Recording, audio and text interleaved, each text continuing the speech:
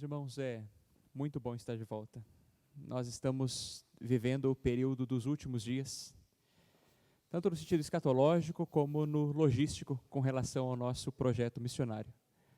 No próximo mês, nós estaremos embarcando para Moçambique para dar continuidade ao ministério que o Senhor nos confiou. E nós louvamos ao Senhor porque nós não vamos sós, porque a igreja da Barra Funda estará conosco ali em Moçambique. Ainda que os seus pés não pisem naquela terra, eu sei que os seus corações estarão conosco ali. E isso para nós é muito importante, saber que uma igreja ainda tão jovem, já está tão comprometida com o reino de Deus aqui e em todo o lugar. E nós nos alegramos por fazer parte dessa história, de estar juntamente com vocês crescendo na graça, no conhecimento e no serviço do nosso Senhor e Salvador Jesus Cristo. Nós iremos hoje, meus queridos, meditar um pouco sobre aquilo que o Senhor tem a nos dizer na carta que foi escrita aos Hebreus, no seu capítulo 11, a partir do verso 8º.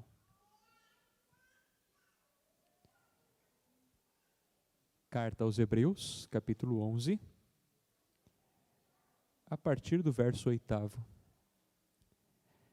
Diz assim a palavra do Senhor: Pela fé, Abraão, quando chamado, obedeceu, a fim de ir para um lugar que devia receber como herança, e partiu sem saber para onde ia. Pela fé, peregrinou na terra da promessa como em terra alheia, habitando em tendas com Isaque e Jacó, herdeiros com ele da mesma promessa. Porque Abraão aguardava a cidade que tem fundamentos, da qual Deus é o arquiteto e construtor. Pela fé, também a própria Sara, apesar de não poder ter filhos e já ser idosa, recebeu poder para ser mãe, pois considerou fiel aquele que lhe havia feito a promessa. Por isso também de um só homem, praticamente morto, saiu uma posteridade tão numerosa como as estrelas do céu, e inumerável como a areia que está na praia do mar. Todos estes morreram na fé, não obtiveram as promessas, mas viram-nas de longe e se alegraram com elas, confessando que eram estrangeiros e peregrinos na terra. Porque os que falam desse modo manifestam estar procurando uma pátria. E se, na verdade, se lembrassem daquela de onde saíram, teriam oportunidade de voltar. Mas agora desejam uma pátria superior, isto é, celestial. Por isso Deus não se envergonha deles, de ser chamado o seu Deus, porque lhes preparou uma cidade. Pela fé, Abraão, quando posto à prova, ofereceu Isaque. Aquele que acolheu as promessas de Deus estava a ponto de sacrificar o seu único filho, do qual havia sido dito: a sua descendência virá por meio de Isaque. Abraão considerou que Deus era poderoso até para ressuscitar Isaque dentre os mortos, de onde também figuradamente o recebeu de volta. Pela fé, igualmente Isaque abençoou Jacó e Esaú a respeito de coisas que ainda estavam para vir. Pela fé, Jacó, quando estava para morrer, abençoou cada um dos filhos de José, e apoiado sobre a extremidade do seu bordão, adorou a Deus. Pela fé, José, próximo do seu fim, fez menção do êxodo, dos filhos de Israel, bem como deu ordens a respeito de seus próprios ossos. Até aqui, meus queridos irmãos. Oremos mais uma vez. Pai eterno, a Tua palavra foi lida neste momento, e nós clamamos que por amor a ela, por amor ao Teu povo e por amor a Ti mesmo, fale conosco neste momento. Nós oramos em nome de Cristo Jesus. Amém. Quando eu comecei a constituir a minha família, ficou cada vez mais evidente que a pessoa que eu era e a forma como eu me relacionava com o mundo começou a mudar de maneira significativa. Eu creio que essa é a experiência pela qual todos nós passamos, mas permita-me contar um pouco sobre a minha. Quando estava para me casar, eu tinha plena convicção do meu chamado missionário. Eu sabia que Deus havia me separado para apresentar o seu evangelho a outros povos, a outras culturas. Eu estava também plenamente convicto do meu casamento. A minha dúvida era como essas duas coisas se relacionariam. Se eu abrir mão de um emprego estável, de um salário garantido no início de todo mês, eu teria condições de sustentar com dignidade a minha esposa. Se por algum acaso o Senhor me enviasse a um campo missionário distante, pobre e por vezes hostil, Moçambique, por exemplo, será que minha esposa me acompanharia? Quando eu me tornei pai, dúvidas semelhantes também assolaram meu coração. Eu perguntava que tipo de impressão eu vou deixar nos meus filhos. Como será o meu testemunho perante eles no dia a dia da vida no lar? Será que eles seguirão os meus passos no campo missionário e continuarão o trabalho após mim? Mas a mais importante questão era: será que os meus filhos guardarão a mesma fé que eu? O texto que acabamos de ler, dentre outras verdades maravilhosas, nos ajudam a elucidar essas questões. O texto fala de legado. O texto fala sobre como a minha família, a sua família se relacionam com a grande família do Senhor. Como o Senhor, apesar de nos chamar particularmente, individualmente para si mesmo, não o faz a parte da família na qual Ele mesmo nos colocou. E é importante que nós entendamos as implicações de sermos cristãos na vida comum do lar. O texto, meus queridos, ele começa nos contando uma história já bem conhecida. Este é o capítulo que nós conhecemos como a grande galeria da fé ou dos heróis da fé. Personagens do Antigo Testamento que se destacaram por aquilo que Deus fez neles e através deles, para que mesmo depois de mortos ainda continuem a nos ensinar sobre o relacionamento de Deus com o seu povo. E quão maravilhoso é o nosso bondoso Deus em realizar uma obra perfeita através de instrumentos tão imperfeitos. A história de Abraão você já conhece muito bem. Ela começa a ser contada a partir do capítulo 12 do livro de Gênesis.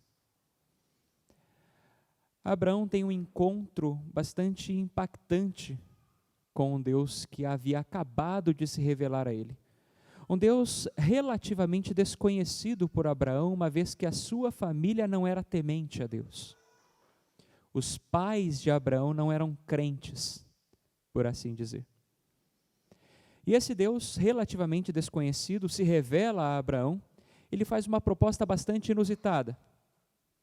Diz: Abraão, sai de onde você está, deixe os seus pais, os seus amigos, tudo aquilo que lhe é familiar e conhecido, e siga adiante para um destino desconhecido. Se você assim o fizer, eu farei de você, ou a partir de você, surgir uma grande descendência. Para um homem que já na velhice não possuía herdeiros, essa era uma proposta muito tentadora, mas ainda assim cercada de grande mistério e passível de muita insegurança. Afinal de contas, essa proposta trazia mais perguntas do que respostas. Mas ainda assim, Abraão crê e Abraão vai. Mesmo sem saber exatamente para onde ia e como seria todo o processo dessa jornada, ele crê na promessa do Senhor, deixa seu lar, deixa os seus parentes e segue adiante. E nós ficamos bastante impressionados como um homem com tão pouca revelação demonstra uma fé tão grande. Ao passo que nós, que temos muito mais respostas do que Abraão tinha, temos o conhecimento da história toda já contada, demonstramos muitas vezes uma fé ainda menor e ainda mais vacilante. Mas é notável, meus queridos, nós entendermos que não apenas Abraão crê nas promessas do Senhor e age de acordo com essa crença. Embora a proposta que Deus havia lhe feito incluía abandonar a sua parentela, não estava fazendo aqui um convite ao abandono do seu lar. Não estava dizendo para Abraão seguir sozinho adiante, afinal de contas, para que seja gerado um herdeiro, há pelo menos 2 pessoas envolvidas. Abraão então deveria deixar os seus pais, os seus primos, mas não a sua família mais imediata. Ele segue então com sua esposa Sara, o seu sobrinho Ló e os seus servos que residiam em seu domicílio. Ora, nessa jornada de fé, Abraão não foi sozinho. É importante nós notarmos, meus queridos, que a sua esposa teve que ter um comprometimento muito semelhante. Quando nós consideramos as listas presentes no Antigo e Novo Testamento, nós iremos notar uma presença majoritariamente masculina. E isso pouco tem a ver com o machismo, como nós entendemos atualmente. Uma das características da cultura do Antigo Oriente era que toda a família era representada a partir do homem, ou o pai, ou o marido. Logo aqui as famílias eram representadas, inclusive nessa grande galeria, a partir do chefe da casa. Mas é interessante nós percebermos que há uma mulher mencionada nesta lista. Uma vez que o autor destaca a figura de Abraão e o seu comprometimento com o Senhor, o faz também com relação a Sara. Ele também destaca a esposa de Abraão como alguém que esteve comprometida com a mesma promessa e trilhou a mesma jornada para receber a mesma recompensa. Meus queridos, não apenas Abraão teve que crer nessa promessa. Não apenas Abraão teve que seguir rumo a uma terra desconhecida, mas a sua esposa teve que ter o mesmo comprometimento. O Senhor não chamou Abraão à parte do seu lar. Chamou Abraão juntamente com o seu lar. Mas infelizmente, meus queridos, nós vivemos tempos muito difíceis em que nós temos muitas vezes em nossos casamentos uma cumplicidade incompleta no que tange a essa jornada maravilhosa de fé. Nós nos dirigimos juntos à igreja, mas muitas vezes não oramos juntos em casa. Nós participamos das mesmas atividades nos domingos, mas não adoramos conjuntamente durante a semana. E nós somos então um par de crentes que vive o seu cristianismo de maneira individual, ainda que compartilhando o mesmo teto, a mesma cama.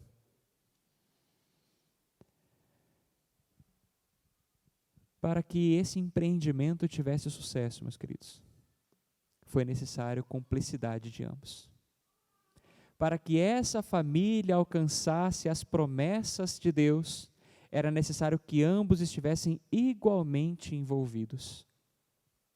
E nós podemos ver, no decorrer da narrativa da vida de Abraão e sua família, essa cumplicidade comprovada.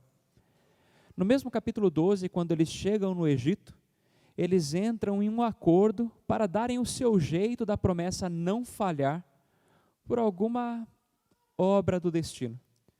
Com medo de Abraão ser assassinado para que algum egípcio se engraçasse com Sara, eles entram em acordo para mentir com a relação que mantinham um com o outro.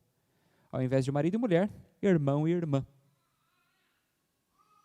Agora, Sara estava tão comprometida em dar o seu jeito para a promessa não falhar com a possível morte de Abraão, que inclusive foi levada até a casa de Faraó, sem rebelião, sem resistência, sem rebeldia. Porque assim como seu marido, ela também queria fazer essa promessa se cumprir. Passado algum tempo, um bom tempo, depois dessa promessa de fato ter sido cumprida, não pelas artimanhas do casal, mas pelo poder e fidelidade do Senhor, o Senhor faz a proposta que está destacada aqui, outra proposta bastante inusitada. Abraão, pega este seu filho, o filho da promessa, o filho pelo qual você esperou a vida toda, e mata. Sacrifica-o a mim. Essa ordem era absurda por várias razões diferentes. O Senhor mesmo havia dado esse menino. O Senhor falou que a partir desse menino sairia uma grande descendência. E o Senhor, em nenhum momento, concordou com os sacrifícios humanos.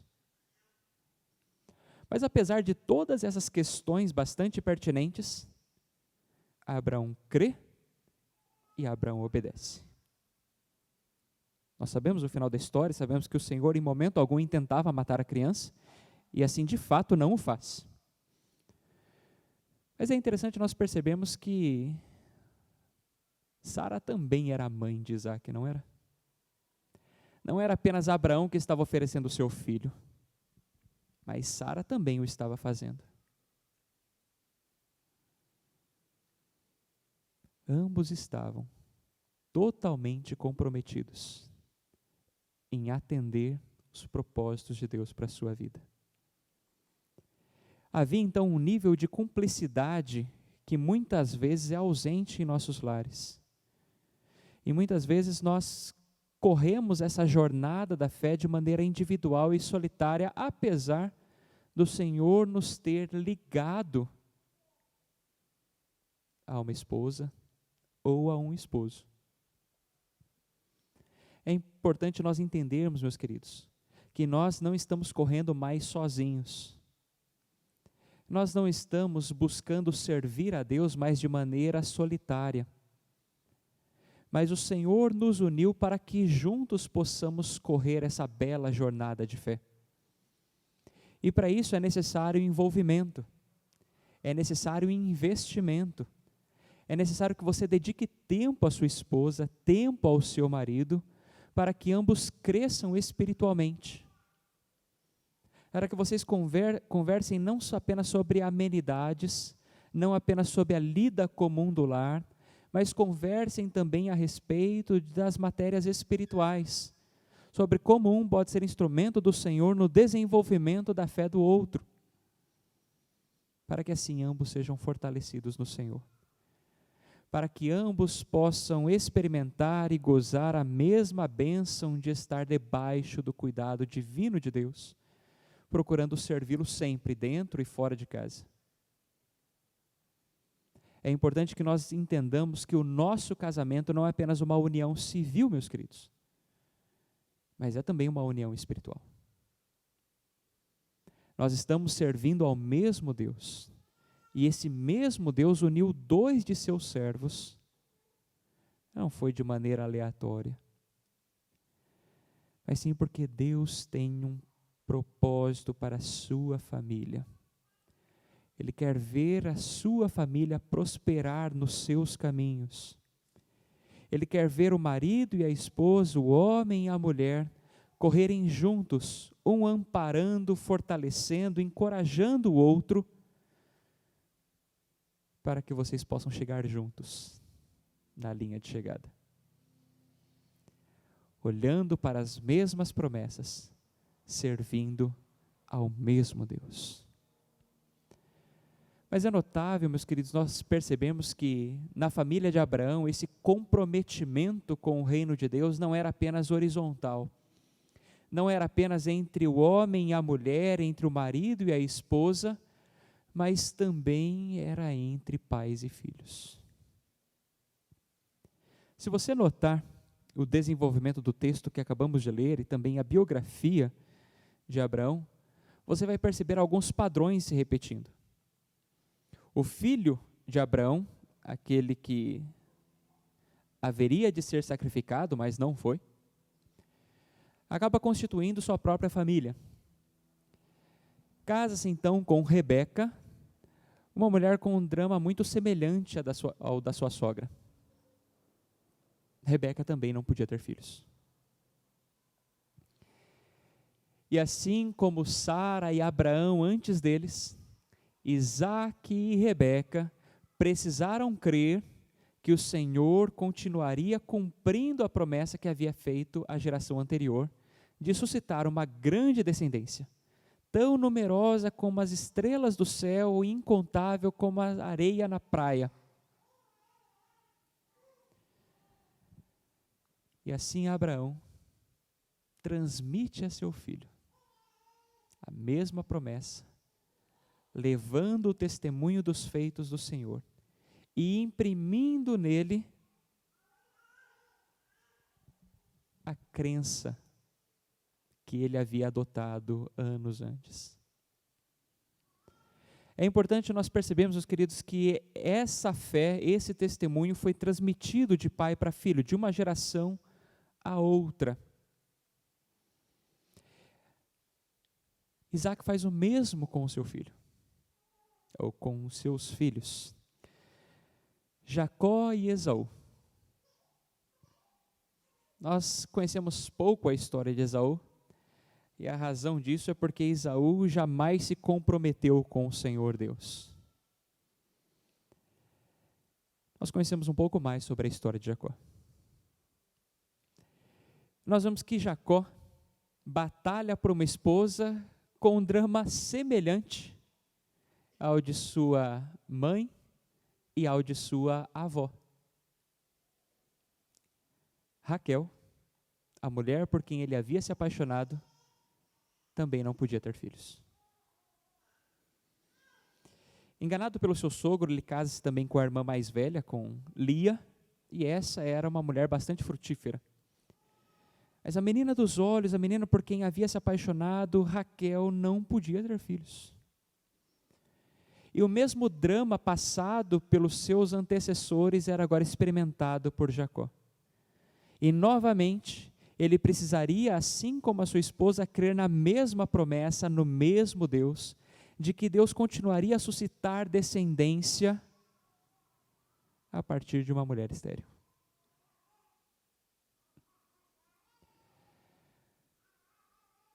Uma geração à frente, e nós vemos que José, também mencionado neste texto, apesar de sofrer diversas adversidades, promovidas inclusive pela mão de seus irmãos, crê no mesmo Deus, crê na mesma fidelidade, que o manteria a salvo e que o manteria cumprindo a promessa que havia sido feita a Abraão há tanto tempo atrás. Quando sofre a tentação na casa de Potifar, a resposta que ele dá é bastante pedagógica. Mesmo distante de sua família, em um outro contexto, em outro cenário, longe da supervisão do seu próprio povo, das pessoas tementes a Deus, ele se recusa a pecar e responde: como eu cometeria tamanho pecado contra o meu Deus?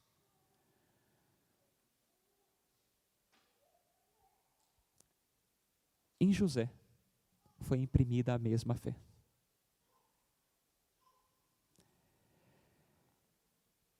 Meus queridos, nós muitas vezes menosprezamos o papel dos pais na educação cristã de seus filhos. Nós nos habituamos a terceirizar a educação das nossas crianças. Nós delegamos a educação formal ao Estado e acreditamos que é papel da escola educar os nossos filhos. E delegamos a educação cristã à igreja, achando que é papel da instituição instruir os nossos filhos nos caminhos do Senhor. Mas quando consideramos o modelo bíblico, meus queridos, particularmente o modelo que nós vemos aqui em Abraão, nós percebemos que não houve qualquer tipo de terceirização. Ele não contratou uma pessoa para fazer aquilo que ele particularmente havia sido chamado para fazer. Nós não sabemos qual foi o método que Abraão usou. Nós não sabemos se ele usava o breve catecismo para ensinar os seus filhos, se matriculou eles na escola bíblica dominical ou em alguma escola confessional presbiteriana. O fato é, meus queridos, que nós sabemos que ele o fez. Não sabemos como, mas nós sabemos que ele de fato o fez. Que ele não deixou de anunciar a seus filhos a fé que professava. Não deixou de transmitir à próxima geração um testemunho maravilhoso dos feitos e da pessoa do Senhor.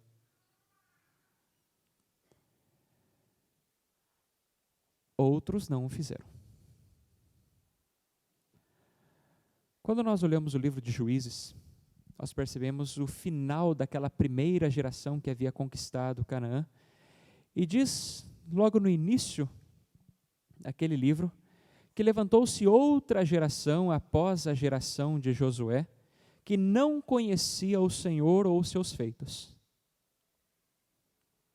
E você conhece as consequências disso naquele livro. Por várias vezes o povo se afasta do Senhor, abandona os caminhos de Deus, uma vez que não havia sido firmado nestes caminhos, troca o Senhor por outros deuses, é punido por isso, depois de um tempo se arrepende, se volta ao Senhor, o Senhor restaura, lhes dá a paz, até que outra geração se levante e o ciclo se repita. Alguém já disse, isso é inteligente demais para sair da minha cabeça, que a igreja está sempre a uma geração da extinção. Que se os crentes de hoje não testemunharem para os crentes de amanhã, não restará igreja neste planeta. Nós louvamos ao Senhor porque há servos comprometidos que continuam propagando às próximas gerações o testemunho do Senhor. Mas e você? Você tem feito isso aos seus filhos? Você de fato tem se comprometido a instruí-los nos caminhos do Senhor? A realizar aquela prática tão saudável, mas tão negligenciada do culto doméstico? De todos os dias reunir a família para orarem juntos, estudarem a palavra do Senhor juntos, adorarem juntos? Não pense que se você não investir na espiritualidade do seu filho, ele magicamente se converterá do dia para a noite. A fé, meus queridos, ela vem pelo ouvir, e o ouvir da palavra de Deus. É claro que bons calvinistas que somos, cremos que nenhum dos eleitos do Senhor se perderá pela minha ou pela sua negligência. Deus tem os seus meios de cumprir os seus próprios propósitos. Portanto, outra pessoa pode alcançar o seu filho. Mas o papel não deveria ser dessa outra pessoa. O papel é seu. O papel de instruir os filhos nos caminhos do Senhor sempre é dos pais. E nós vemos, meus queridos, que Abraão foi fiel neste propósito. Os seus filhos foram, os seus netos foram, os seus bisnetos foram. E não apenas continuando essa transmissão da fé, no sentido descendente, mas inclusive as esposas dos filhos de Abraão também foram encaminhadas. A exceção é José. José, depois de ser elevado ao cargo de vice-governador do Egito, recebe do faraó, o seu chefe, um novo nome. Ele passa a ser conhecido como Zafenate Paneia. Acredito que ele deve sentir muita falta de ser o Zezinho do Jacó. Era mais fácil de lembrar e soa melhor. Mas não era algo que fosse passível de negociação. Naquela ocasião era um exemplo claro de manda quem pode e obedece quem tem juízo. Mas além de um novo nome, José também ganha uma esposa. Faraó, que lhe dá o nome, também lhe dá uma esposa. Uma moça chamada Asenate. Nós sabemos dela apenas em 2 versículos no livro de Gênesis. Gênesis 41, versos 45 e 50. Depois ela sai de cena. Asenate era filha de Potífera, nome masculino, sacerdote de On. On não era uma divindade egípcia, On era uma localidade, ficava no noroeste do Egito. O sacerdócio vai ser instituído apenas alguns séculos mais tarde. Logo, o sacerdócio exercido por Potífera não era um serviço ao Deus Altíssimo. Antes da gente continuar, não confunda Potífera com Potifar, ok? Potifar foi o primeiro chefe de José no Egito. Potífera foi o seu sogro. É natural nós concluirmos que Asenate, filha desse sacerdote pagão, também fosse pagã. Logo, José é forçado a casar-se com uma mulher incrédula. E interrompe, então, o padrão que havia sido estabelecido até aqui. Nós não sabemos, meus queridos, a Bíblia não nos dá detalhes se Asenate renunciou à fé de seu pai e foi convertida ao Deus Altíssimo, ou se morreu na incredulidade. Se você encontrar alguém chamado Asenate lá no céu, provavelmente é essa aqui, não deve ter muitas por lá. Mas o fato é, meus queridos, que independente da conversão ou não de sua esposa, o fato é que José instruiu seus filhos nos caminhos do Senhor. Ou seja, essa não é uma responsabilidade que pode ser abandonada, caso seu cônjuge não seja cristão. Caso você tenha se casado ou tenha se convertido e o seu cônjuge não, mas por alguma razão você está naquilo que nós conhecemos como julgo desigual. Um crente casado com um descrente. Mas se essa for a sua situação, ainda assim a responsabilidade de transmitir o testemunho do Senhor ao seu lar não pode ser descuidada. Ainda assim você deve testemunhar da fé. E testemunhar, meus queridos, inclui falar sobre ela. É necessário que nós insistamos com a nossa família para que eles conheçam o Evangelho e para que eles se entreguem ao Evangelho. Se isso vai de fato acontecer ou não, isso é problema do departamento divino, não é do nosso.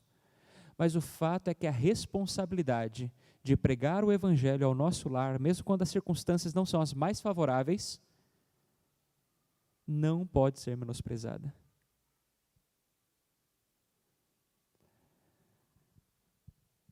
E essa fidelidade, esse cuidado, apesar de ser algo tão pequeno, tão comum, pode ter um efeito tão extraordinário.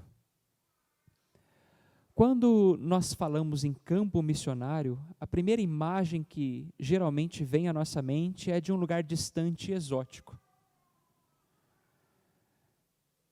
Mas o que o texto está nos dizendo? Que o nosso primeiro e mais importante campo missionário é bastante próximo e bastante comum. Onde a sua fé vai ser testada de maneira mais desafiadora, não é num campo de refugiados no Afeganistão. Talvez seja na sua própria sala de estar. Porque é ali, meus queridos, que a nossa fé é continuamente testada e comprovada. Se realmente estamos comprometidos com o Senhor. Se de fato esse Evangelho produz transformações verdadeiras, significativas e visíveis na nossa vida e no nosso caráter. Você pode manter uma máscara de bom cristão por algum tempo, mas não pode mantê-la por todo o tempo. Os campos mais difíceis, meus queridos, não estão em outras culturas. estão no mesmo CEP que o seu. E nós precisamos aprender, meus queridos, a tratar a nossa família com a mesma importância que o Senhor a trata. Porque embora o Senhor tenha lhe chamado particular, individualmente, o Senhor sabe o nome de cada um dos seus filhos, Ele não nos chama à parte da nossa família. E nem nos chama apesar dela. Ele nos chama para a nossa família. Para que nós o sirvamos onde nós estamos. E se o Senhor me colocou com estes filhos, com esta esposa, é ali que eu devo servir com fidelidade. E parte desse serviço inclui proclamação. Inclui o anúncio dos feitos e da pessoa do Senhor Jesus Cristo dentro da minha casa. E talvez você pense que isso seja muito pouco, né? Há tanto a ser feito. Nós conversamos agora pela manhã sobre os desafios do campo missionário em Moçambique. Talvez você pense, puxa, mas fazer um culto doméstico é algo tão pequeno perto de tão grandes necessidades do outro lado do Oceano Atlântico.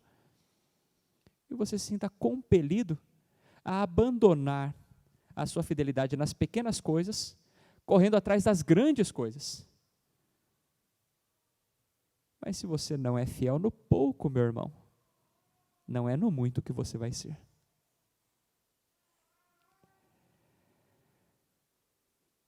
Eu gosto de pensar que aquilo que aconteceu entre as 4 paredes da casa de Abraão, há mais de 3 milênios, do outro lado do planeta, impacta a minha casa hoje.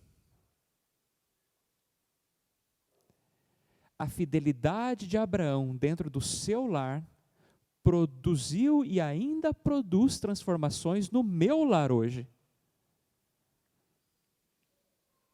Essa é uma pergunta que, obviamente, nós não teremos a resposta, mas é interessante meditar sobre ela ainda assim.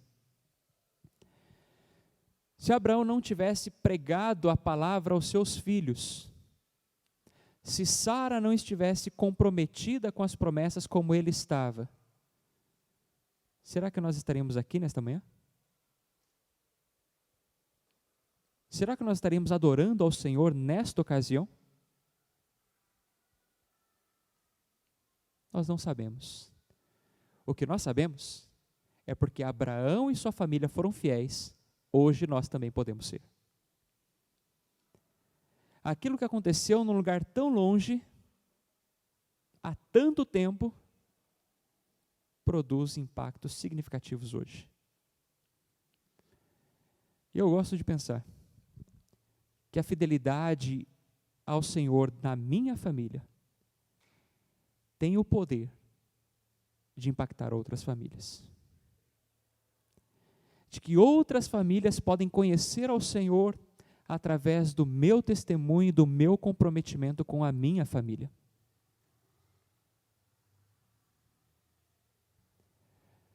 Nós precisamos redescobrir, meus queridos, redescobrir o valor da família, sobretudo em nossos dias, onde ele tem sido tão constantemente atacada.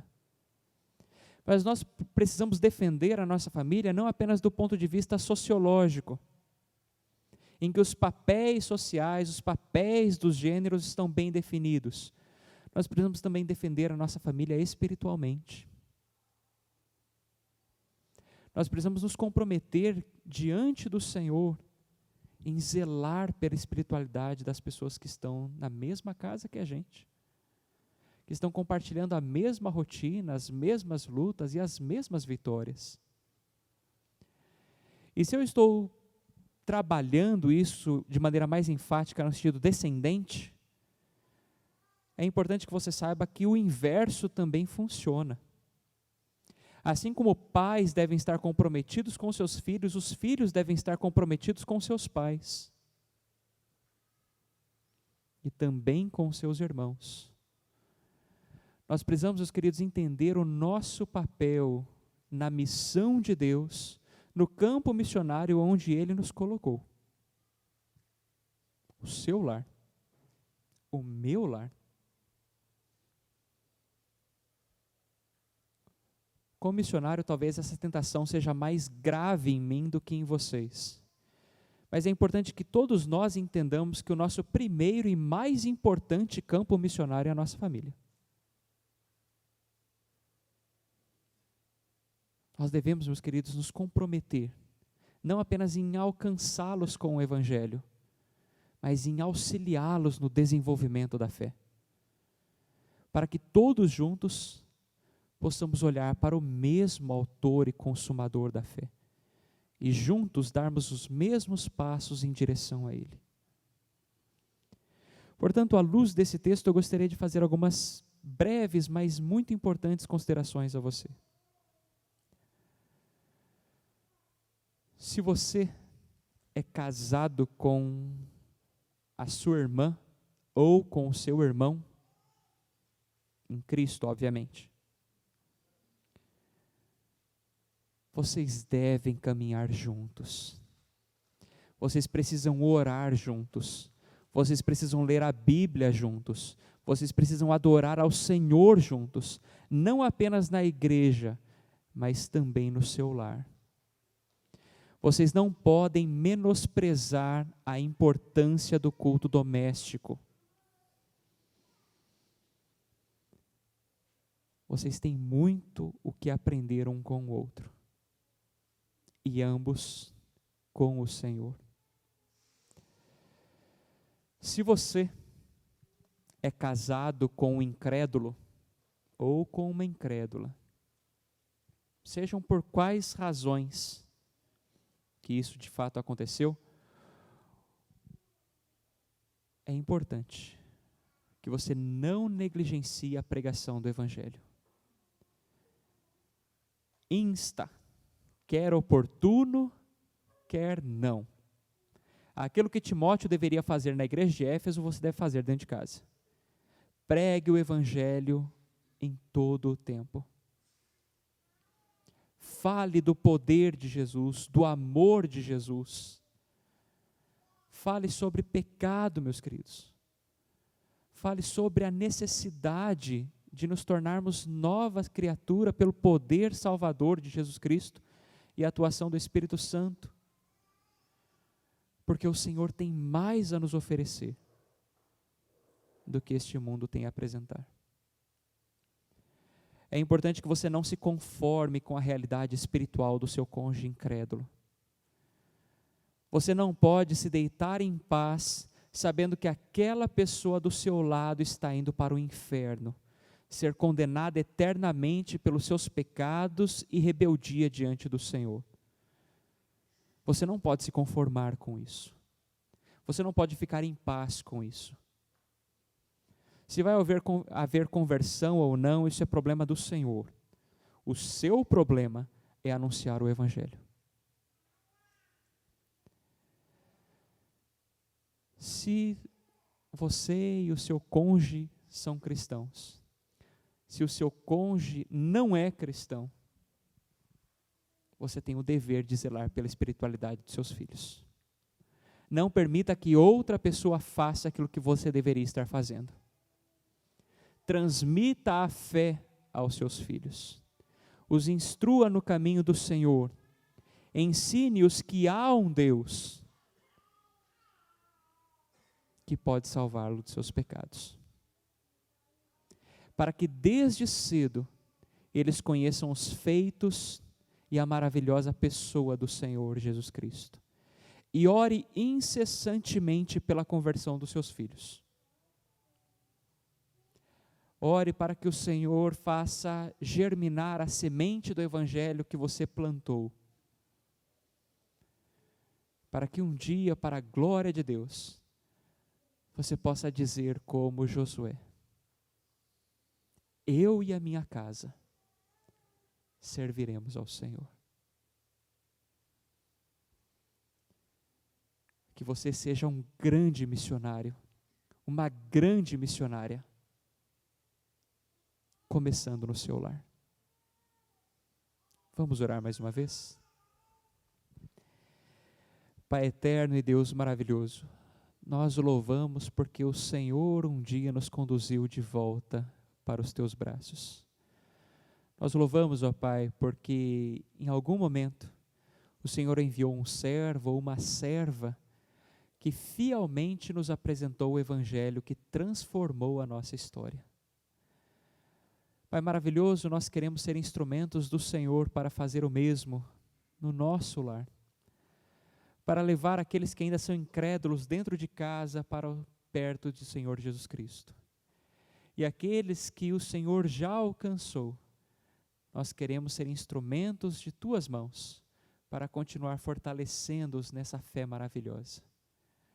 Que o Senhor nos dê condições e fidelidade, nos dê ousadia e sabedoria, Senhor, para que possamos ser fiéis na pregação do Evangelho, no campo missionário onde o Senhor nos colocou, o nosso lar. Sustenta o Teu povo, ampara-nos e ajuda-nos no cumprimento dessa missão. Em nome de Cristo Jesus é que nós oramos. Amém.